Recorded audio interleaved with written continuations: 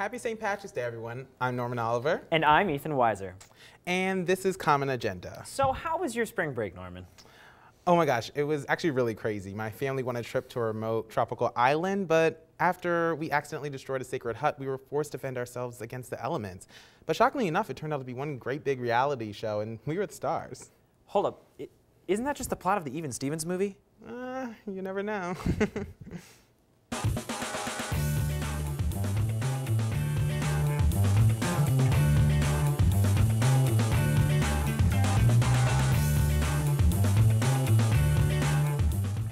Welcome to the Tuesday edition of Common Agenda. We hope that you had a great spring break and that if you've forgotten to wear green today, you've been recovering from your various pinch-related injuries. Since I assume that most of us have been living in a spring break bubble over the past week, here's a quick recap of what's been going on while you've been busy chillaxing. In 2013, the city of Boston suddenly realized that there are kind of a lot of college students in the area. Out of 136,000 full-time students, only 36,500 live on campus, while the rest of us are packed into sketchy apartments like sardines. After Mayor Marty Walsh announced his desire to cut the number of students living off campus by half, by 2030, Emerson began 2 downtown dorm projects that will add 670 beds to their housing capacity, increasing total housing by 33%. Break out your Frozen-themed party decorations. Don't lie, Emerson, we know you have them. And celebrate because Boston officially has had its snowiest season to date, with record-breaking 108.6 inches of snow. This winter has finally emerged victorious over the winter of '95's 107.6 inches. We'd make the obligatory size joke, but really all we want is for it to stop snowing. Please, for the love of God, stop praying for snow. Emerson student newspaper, the Berkeley Beacon, won 2 awards at the Associated Collegiate Press's 31st Annual National College Journalism Convention. Bet you can't say that 10 times fast. Out of 143 entries, Emerson won 4th place in the 4-year weekly category and 2nd place for a small school website. Very impressive, but if we're talking Emerson news sources, I think we all know who's the star of the show.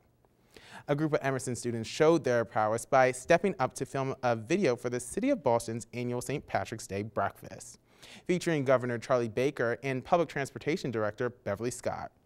The video poked fun at the MBTA's failing this season due to weather condition. The video contained no confetti, no hashtag, or memes, making it hard to distinguish it as an Emerson production, but was met with success nonetheless. What's better than delicious food? How about a free ride to and from that delicious food? As part of the Dig Out, Dine Out campaign, Uber is giving out $50K in free rides to get people out to local restaurants that suffered during the historic snowfall. Uber said it will offer free rides home to guests who take Uber to participate in restaurants and a free round-trip ride for new Uber users. Hurry up and enjoy that guilt-free dinner before the offer expires March 20th. And now here's Javi Rodriguez with After Emerson.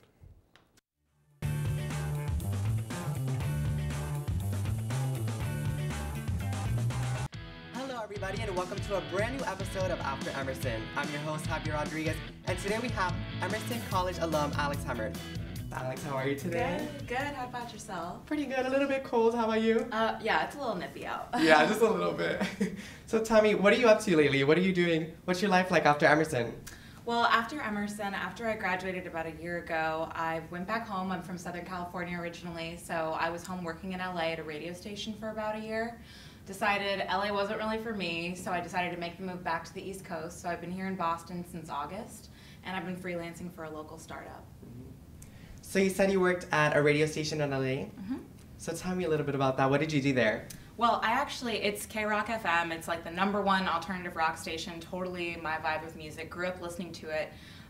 Actually ended up interning for them for their morning talk show summer before junior year at Emerson. And then after I graduated, I knew I wanted to do something, I don't know, just fun and crazy. After you graduate, you kind of look for the easier jobs. Yeah. And I ended up going back there because I knew they would give me a job. And I worked as a promotions assistant. So I basically assisted in all of our events. We threw a lot of concerts, a lot of festivals. And it was a really great job with a lot of fun perks. Made a lot of great connections while I was out there. Got to meet a lot of my favorite bands in person. And then that's when I realized, okay, well, I don't know if I want to be in the music business forever. This was a fun after school job, but now it's time to get serious. So what are you doing right now in Boston? Right now, I freelance as a marketing manager for a local startup. When I first moved back to Boston, I found it kind of difficult just applying for jobs cold turkey back in a new city again. So I decided to start volunteering, and I volunteered for this local startup called TUG, Technology Underwriting Greater Good. And there I actually was networking with a bunch of people, one of whom was a local entrepreneur. She was starting her own business, and she remembered that I had writing experience, so she was like, can you come on with me as a freelancer? Then they ended up hiring me full-time to do their marketing as well. Oh, nice. So what does it look like in your shoes, to be in a day in your shoes in your job?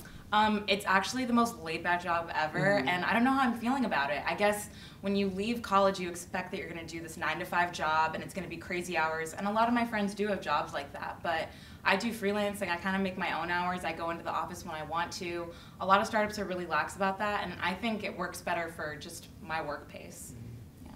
And where do you see yourself in 10 years? 10 years, I either want to be living in New York City or in Europe, or maybe I'll be in just a major city. I can't be bored. I love Boston. It was a great place for me to work now, but I know I'm going to get a little stir crazy again. I'll probably want to do a bigger city sometime soon. Oh, pretty cool. What advice do you have for any Emerson students right now? Take advantage of every opportunity you can. Emersonians are great about that, but especially the resources that the schools themselves gives you. Like the career fairs, any sort of resume session that you think, oh, I can do it on my own, I'll Google it later. Don't. Go to all of these events. You will always learn something. All right, well, thank you so much for speaking with us and taking your time. Yes, absolutely. Thanks for having me. Hello, Emersonians. I'm your in-studio correspondent, Rivka Herrera, and today I'm here with Pablo Vaca from Amigos.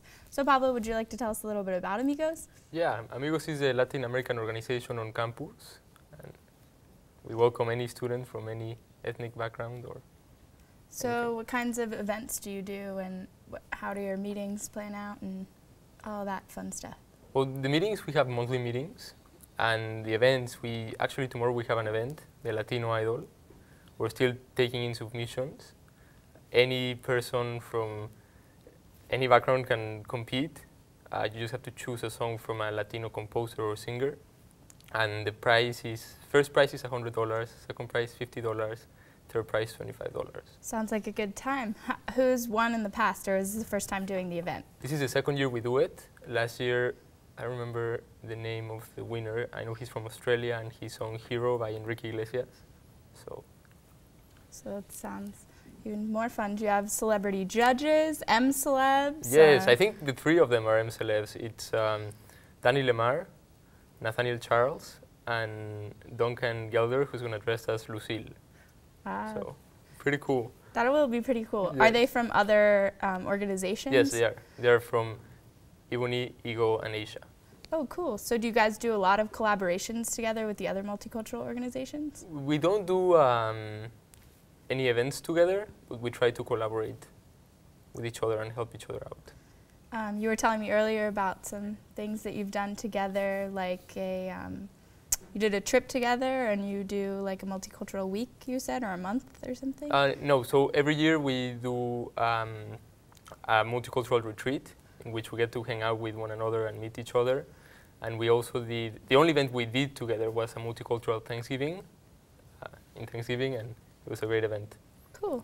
Are you starting to plan anything for after Latino Idol, or we don't have a lot next of year? events because we have Latino Month on September. So right now we're focusing on getting our e-board for next year. Cool. Are you running again for any e-board positions? I'm going to be the president next year. Oh, wow. So Nobody else is big up man for on it. campus. Yeah, I guess so. I'm very nervous. Well, that sounds really great. And thanks for coming out to talk to us. No, thank you. Now here's Jessica Shaturabani with Focus on Film.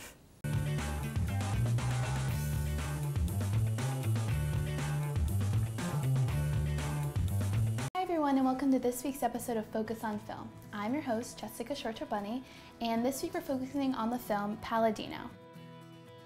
Today I have the pleasure of interviewing the writer, director, and one of the stars of the film, Chase Parker. So, since your film hasn't been released yet and it just went into post-production, can you give our viewers a little taste of what the film is about? Oh, sure. Without giving anything away, it's the story of how a man goes to prison for a crime he didn't commit through being involved in the Irish-Italian mafia of Boston. What was your inspiration for the film? Are you really into mob movies, or just being in the environment of Boston pushed you towards that sort of genre?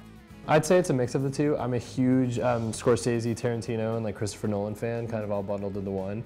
And so when I first moved out to Boston, I was like, I gotta do something like with Boston. So what made you want to like act in the film? Like I know in your past films like you've done like the writing and directing, what made you want to be in a starring role in this film? As I was writing the story, I saw the ways I related to the character, but I think that I had the ability to bring the most amount of truth out of that character. I figured that was the best route to take.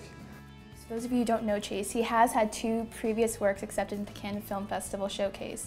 So I just wanted to ask you, like, how did you feel when you found out your films were chosen? What happened when you first got the news? When I found out I got in, I mean, of course I was excited, but I didn't truly understand how amazing of an experience and an honor it was to do something like that until I was actually there. That sounds so exciting. Yeah. So I know you're a junior here at Emerson. What do you think has attributed to your success here? You know, you've already had 2 films accepted into the Cannes Film Festival. You just finished up Palladino. How have you done this all? I don't know, just a little bit of luck, I guess. I like to feel like I kind of have like also like an angel watching out for me up above. My grandmother passed away this past year, and so like ever since then I've been even more inspired to just get more and more done. Honestly, the number one thing I can say to reason why Palladino would be a great success, no matter what, was all of the hard work everyone else put into this. I cannot say enough how awesome my casting crew were. They worked so hard from day one, and I want to work with them again. Hopefully they want to work again with me, but you know, it was a really good experience for everybody.